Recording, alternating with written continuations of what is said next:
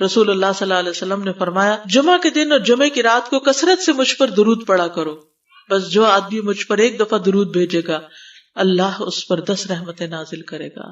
اللہم صلی علی محمد۔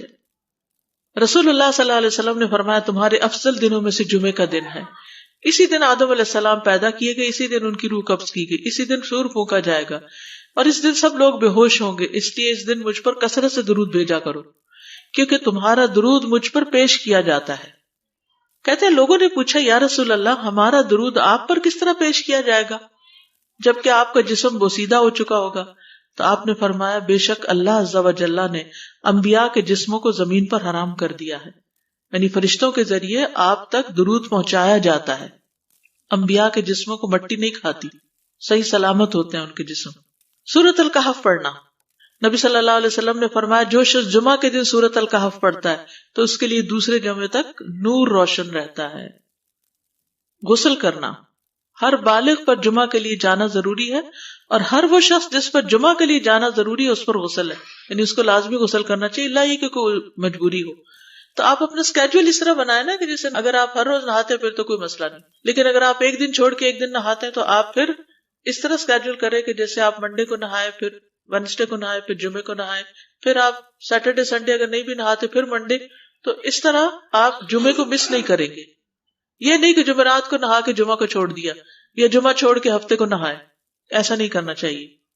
علماء نے غسل کے حکم کے بارے میں اختلاف کیا، بعض تو کہتے ہیں یہ واجب ہے یعنی فرض کے درجے میں ہے، اور جمہور علماء یہ کہتے ہیں کہ مستحب ہے، پسندیدہ ہے، افضل عمل ہے۔ حدیث میں آتا ہے جس نے جمعے کے دن وضو کیا اس نے اچھا کیا اور جس نے غسل کیا تو یہ افضل ہے۔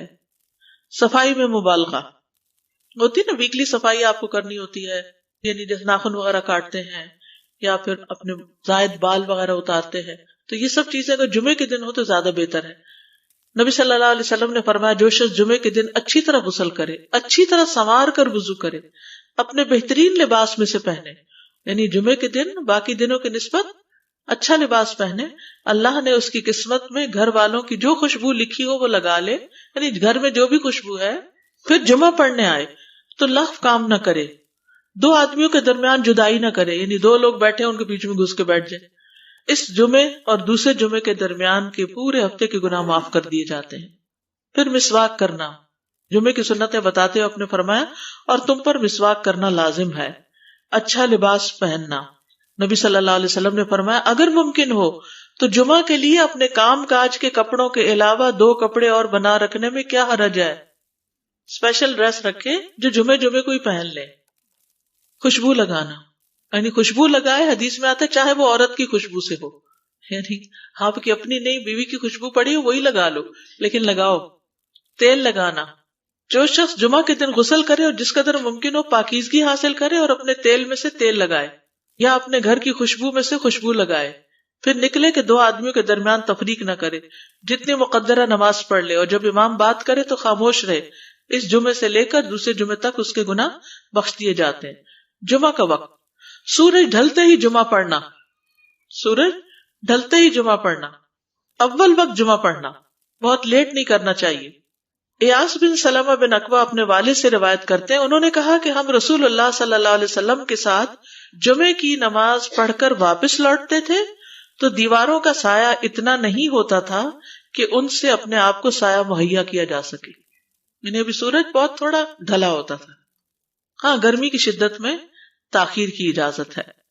مسجد میں داخلہ، مسجد کی طرف جلدی نکلنا، تحیت المسجد ادا کرنا۔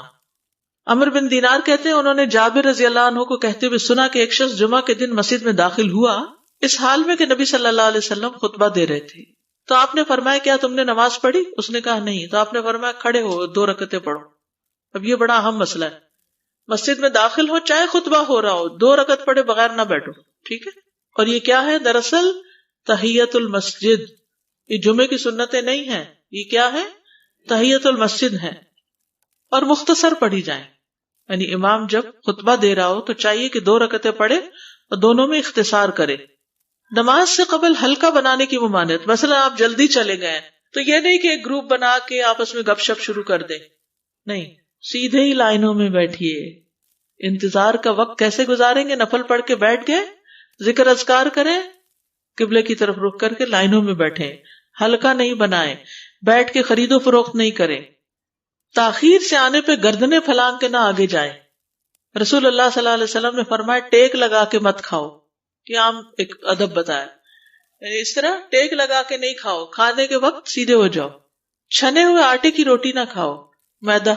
مسجد میں کوئی جگہ مقرر نہ کرو کہ یہ میری جگہ ہے، آپ کیوں آج یہاں کھڑی ہو گئی، کہ تم اسی میں ہی نماز پڑھو۔ کچھ لوگ ہوتے ہیں نا آ کے مخصوص جگہ ہی پڑھتے ہیں، اگر کوئی اور وہاں ہو جائے ڈسٹرب ہو جاتے ہیں۔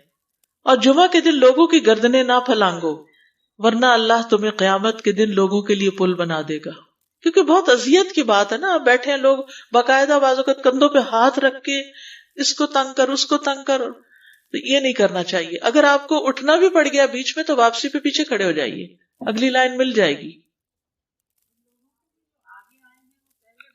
جی یہ تو بہت ضروری بات آپ نے کی کہ جب لوگ مسجد آئے تو پہلی صف میں بیٹھے، یہ نہیں پہلی چھوڑ کے آخری میں بیٹھ جائیں اور پھر لوگ ان کی گردنیں پلانگتے رہیں، دوسروں کے لیے فتنہ بننا۔ جابر بن عبداللہ رضی اللہ عنہ سے روایت ہے کہ جمعے کے دن رسول اللہ صلی اللہ علیہ وسلم خطبہ ارشاد فرما رہے تھے کہ ایک آدمی مسجد میں داخل ہوا، وہ قریب آ کر بیٹھنے کے لیے لوگوں کے اوپر سے گزرنے لگا۔ رسول اللہ صلی اللہ علیہ وسلم نے فرمایا بیٹھ جاؤ، تحقیق تم نے لوگوں کو تکلیف پہنچائی اور دیر سے آئے۔ یہ عربی کے الفاظ بڑے خوبصورت ہیں، اجلس فقد آذیت و آنیت، کتنی جامع زبان ہے یہ، اجلس فقط آذیت، تو نے اذیت دی، و آنیت اور دیر سے آئے، ہاں تو اس سے منع کیا گیا۔ کسی کو اس کی جگہ سے نہ اٹھانا۔ جابر رضی اللہ عنہ نبی صلی اللہ علیہ وسلم سے روایت کرتے ہیں، آپ نے فرمایا تم میں سے کوئی شخص جمعہ کے دن اپنے بھائی کو کھڑا نہ کرے کہ پھر دوسری طرف سے آ کر اس کی جگہ پہ خود بیٹھ جائے، بلکہ جو آئے وہ کہے جگہ کشادہ کرو، ہمارے لیے بھی جگہ بناؤ، یہ کہے۔ خطبہ جمعہ اور اس کے آداب۔ خطبہ جمعہ کی اہمیت، جب اذان ہو جائے تو کیا کرے انسان؟ مسجد کی طرف دوڑ پڑے۔ تو مسجد میں جماعت تو نہیں ہو رہی ہوگی، پہلے کیا ہو رہا ہوگا؟ خطبہ ہو رہا ہوگا۔ امام کے خطبے سے پہلے سلام کرنا۔ نبی صلی اللہ علیہ وسلم جب ممبر پر چڑھتے تو حاضرین کو السلام علیکم کہتے۔ امام کا کھڑے ہو کر خطبہ دینا۔ رسول اللہ صلی اللہ علیہ وسلم کھڑے ہو کر خطبہ دیتے، پھر بیٹھ جاتے، پھر کھڑے ہوتے اور کھڑے ہو کر خطبہ دیتے، یعنی بیچ میں تھوڑا سا بیٹھ بھی جاتے تھے۔ جس نے تمہیں یہ خبر دی کہ آپ بیٹھ کر خطبہ دیتے تھے تو تحقیق اس نے جھوٹ بولا۔ بس یقیناً اللہ کی قسم میں نے آپ کے ساتھ 2000 سے زائد نمازیں پڑھی ہیں، یعنی جن میں بہت سے جمعے بھی آئے ہیں، تو ایسا کچھ نہیں۔ امام کا 2 خطبے دینا، یعنی کھڑے تھے پہلے، پھر ذرا بیٹھ گئے، پھر دوسری دفعہ اٹھے تو یہ 2 خطبے ہو گئے۔ مختصر خطبہ دینا۔ آپ کے خطبات چند کلمات ہوا کرتے تھے، بہت لمبی تقریریں نہیں، آپ کا خطبہ درمیانہ ہوتا تھا۔ نبی صلی اللہ علیہ وسلم نے فرمایا آدمی کا نماز کو لمبا کرنا اور خطبے کو مختصر کرنا اس کی سمجھداری کی علامت ہے۔ بس نماز لمبی کرو اور خطبہ مختصر کرو، کیونکہ بعض بیان جادو جیسا اثر رکھتے ہیں، یعنی تھوڑے بھی بات کرو گے تو دل میں چلی جائے گی۔ نماز پہ زیادہ توجہ۔ نبی صلی اللہ علیہ وسلم کا خطبے میں سورۃ قاف پڑھنا۔ حارثہ بن نعمان کی بیٹی سے روایت ہے، کہتی ہے کہ میں نے سورۃ قاف رسول اللہ صلی اللہ علیہ وسلم سے سن کر حفظ کر لی۔ آپ ہر جمعے کو خطبے میں پڑھا کرتے تھے۔ سامعین کا امام کی طرف رخ کرنا، یعنی جمعے کے دن یہ نہیں کہ آپ کرسی لگا کے کسی اور طرف منہ کر کے بیٹھ جائیں اور جب جماعت ہو تو پھر صف میں کھڑے، نہیں، آپ صف میں بیٹھے ہو، کس طرف منہ ہو؟ قبلہ رخ ہو، امام سامنے ہی ہوگا نا قبلے کی طرف۔ ایک صحابی کہتے کہ جب آپ ممبر پہ چڑھتے تو ہم اپنے چہروں کے ساتھ آپ کی طرف متوجہ ہوتے، ادھر ادھر نہیں دیکھتے تھے خطبے کے دوران۔ امام کے قریب بیٹھنا۔ اللہ کے نبی صلی اللہ علیہ وسلم نے فرمایا ذکر میں حاضر ہوا کرو، یعنی خطبہ میں، اور امام کے قریب بیٹھا کرو، بے شک آدمی دور ہوتا رہتا ہے حتیٰ کہ وہ جنت میں بھی پیچھے ہی ہوگا اگرچہ وہ اس میں داخل بھی ہو جائے۔ یہ تاخیر کی اتنی مذمت ہے۔ خاموشی سے خطبہ سننا، یعنی بات نہیں کرنی چاہیے، کوئی اہم بات بھی نہیں پوچھنی چاہیے۔ ابن مسعود سے روایت ہے کہ انہوں نے ابی ابن کعب سے قرآن کی کسی آیت کے بارے میں سوال کیا جبکہ اللہ کے نبی خطبہ دے رہے تھے، تو انہوں نے اعراض کیا اور کوئی جواب نہ دیا۔ پھر جب آپ نے نماز پڑھائی تو ابی کہنے لگے تمہارا جمعہ ہی نہیں ہوا۔ تو ابن مسعود نے رسول اللہ صلی اللہ علیہ وسلم سے پوچھا تو آپ نے فرمایا ابی نے سچ کہا، کوئی بات کرنے کی اجازت نہیں، یہ کہنے کی بھی کہ چپ ہو جاؤ یہ بھی اجازت نہیں۔ عبداللہ بن مسعود کہتے کہ جب امام جمعہ کے لیے آ گیا پھر تمہارا اپنے ساتھی سے یہ کہنا کہ خاموش رہو لغویت کے لیے کافی ہے، یہ بھی لغو بات ہے۔ کوئی لغو حرکت نہ کرنا، کنکریوں سے نہ کھیلنا، فون سے نہیں کھیلنا، میسجز چیک نہیں کرنا، انگلیوں میں انگلیاں ڈال کے پٹاخے نہیں بجانا، گوٹ مار کے نہیں بیٹھنا. گوٹ مار کے کیسے بیٹھتے ہیں؟ گھٹنے اوپر کر کے اور یوں ایسے گھٹنوں کے گرد ہاتھ ڈال کے. کئی دفعہ ایسے نظر آتا ہے کہ خطبے میں لوگ اس طرح بیٹھے ہوتے ہیں کیونکہ پتہ نہیں ہے. یعنی آپ چوکڑی مار سکتے ہیں. آپ سب سے افضل پوزیشن تو یہ ہے کہ جیسے نماز کے اتحیات میں ہم بیٹھتے ہیں، لیکن کچھ لوگ اس طرح بیٹھ نہیں سکتے، چلے کرسی میں بیٹھ جائیں. اگر کرسی نہیں ہے، نیچے بیٹھے ہیں، تو چوکڑی مار کے بیٹھ جائیں، مگر ٹانگیں اس طرح پیٹ کے ساتھ لگا کے گھٹنوں پہ ہاتھ کو بل دے کے اس طرح نہیں بیٹھے. اگر مجبوری ہے تو وہ اور بات ہے، لیکن یہ کہ بلا وجہ نہیں کرنا چاہیے کیونکہ ادب کے خلاف ہے. اونگ آنے پر جگہ بدلنا. نبی صلی اللہ علیہ وسلم نے فرمایا اگر جمعہ کے دن کسی کو مسجد میں اونگ آنے لگے تو اپنی اس جگہ کو دوسری جگہ سے بدل لے. کہ بعض اوقات ایسا ہوتا ہے نا، خطبے کے وقت بڑی سکینت ہوتی ہے اور آخری خطبہ تو آپ نیند میں ہی سنتے ہیں. نماز جمعہ کی رکعت 2 رکعت ہے فرض بس. جمعہ کی نماز 2 رکعتیں ہیں اور ان دونوں میں قرات ہوتی ہے. نبی صلی اللہ علیہ وسلم جمعے میں سبح اسم ربک الاعلی اور هل اتاک حدیث الغاشیہ پڑھتے. کبھی جمعہ اور عید کٹھے ہو جاتے تب بھی دونوں نمازوں میں یہی سورت پڑھتے تھے. ٹھیک ہے.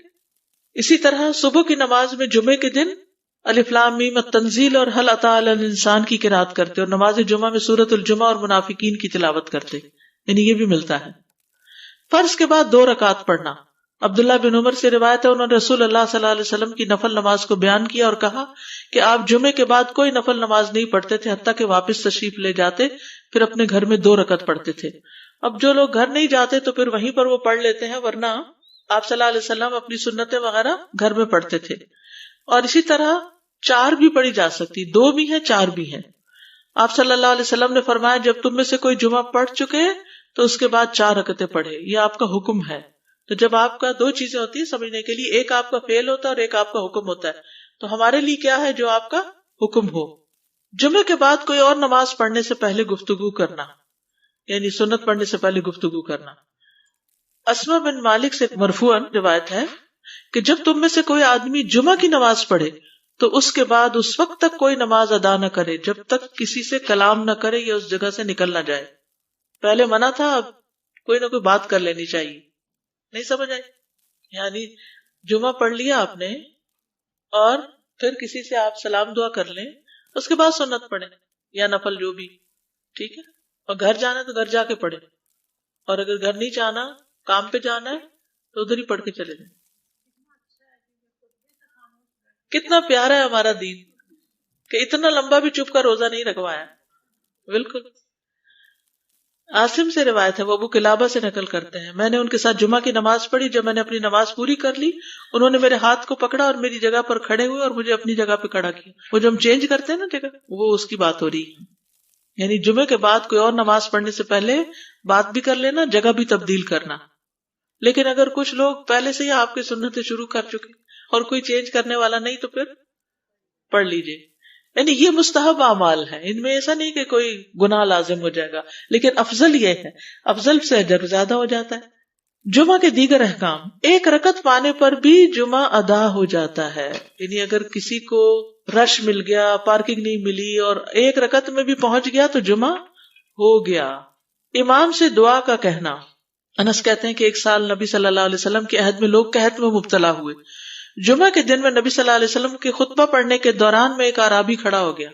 کہا یا رسول اللہ، مال تباہ ہو گئے، بچے بھوکے مرنے لگے، اس لیے آپ اللہ سے ہمارے حق میں دعا کیجیے. آپ نے اپنے دونوں ہاتھ اٹھائے. اس وقت آسمان پر بادل کا ایک ٹکڑا بھی نہیں تھا.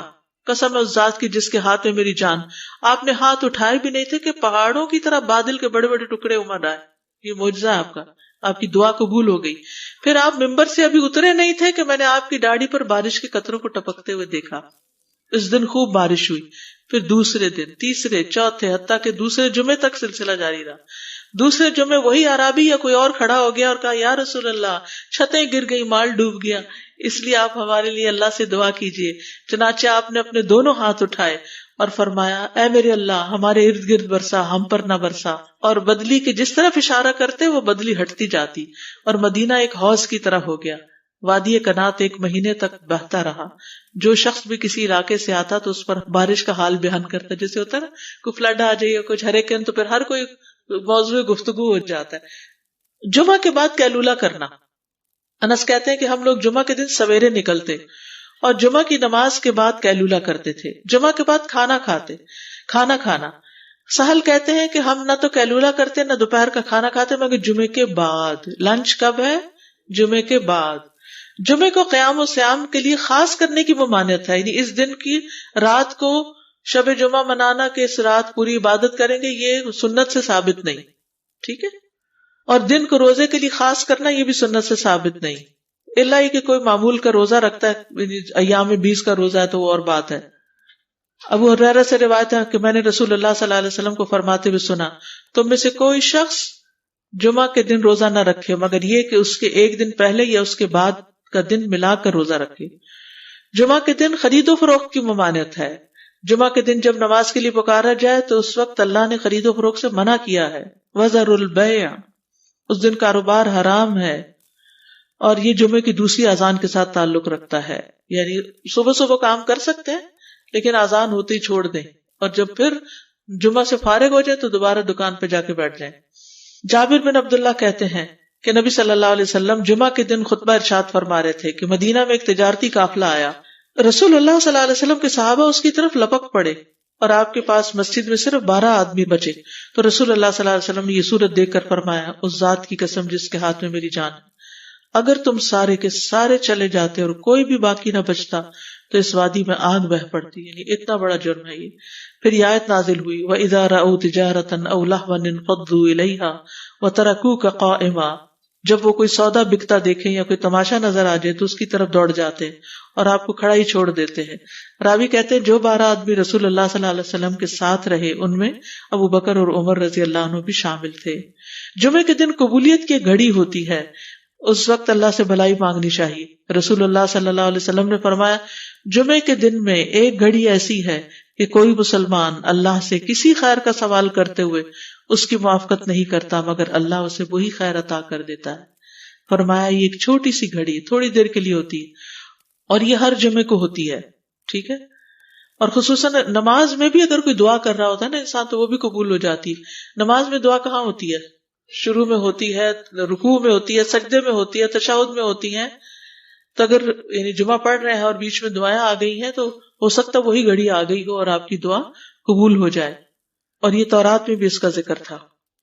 ابو ہریرہ رضی اللہ عنہ کہتے ہیں کہ رسول اللہ صلی اللہ علیہ وسلم نے فرمایا، بہترین دن جس میں سورج طلوع ہوتا ہے جمعہ کا دن ہے. اس دن میں ایک گھڑی ایسی ہے کہ نماز کی حالت میں اگر کوئی مسلمان بندہ اللہ عز و جل سے کچھ طلب کرے تو وہ اس کو ضرور دیتا ہے. کعب نے کہا ایسا سال میں ایک مرتبہ ہوتا ہے؟ تو میں نے کہا نہیں بلکہ ہر جمعہ کو ہوتا ہے. کہتے ہیں پھر کعب نے تورات پڑھی تو کہا نبی صلی اللہ علیہ وسلم نے سچ فرمایا. ابو ہریرہ رضی اللہ عنہ کہتے ہیں کہ میں بعد میں عبداللہ بن سلام سے ملا اور ان سے اپنی اور کعب کی مجلس کا بتایا تو عبداللہ بن سلام رضی اللہ عنہ نے کہا میں جانتا ہوں وہ گھڑی کب آتی ہے. ابو ہریرہ نے کہا مجھے بھی بتائیے. انہوں نے کہا وہ جمعہ کے دن میں آخری گھڑی ہے. میں نے کہا یہ جمعے کے دن کی آخری گھڑی کیسے ہو سکتی ہے، حالانکہ رسول اللہ صلی اللہ علیہ وسلم نے فرمایا جو مسلمان بندہ اس کو نماز پڑھتے ہوئے پائے. اس وقت میں کوئی نماز نہیں پڑھی جاتی. تو عبداللہ بن سلام نے کہا کیا رسول اللہ صلی اللہ علیہ وسلم نے یہ نہیں فرمایا جو شخص نماز کے انتظار میں بیٹھا رہے وہ گویا نماز ہی کی حالت میں ہے حتیٰ کہ نماز پڑھ لے. کہتے ہیں میں نے کہا ہاں. تو انہوں نے کہا بس یہی ہے. یعنی اس وقت کیا کرنا چاہیے، آخری گھڑی میں وضو وغیرہ کر کے مغرب کی نماز کے انتظار میں بیٹھ کے دعائیں کریں، اذان ہو تو نماز پڑھ لیں. عصر کے بعد سے مغرب تک کا وقت ہے. انس بن مالک سے روایت ہے کہ نبی صلی اللہ علیہ وسلم نے فرمایا جمعہ کے دن اس گھڑی کو جس میں دعا کی قبولیت کی امید کی جاتی ہے عصر سے لے کر سورج ڈوبنے تک کے درمیان تلاش کرو اور دن کی آخری گھڑی ہے. تو اللہ سبحانہ و تعالی ہمیں اس دن کی برکتوں سے فائدہ اٹھانے کی توفیق عطا فرمائے.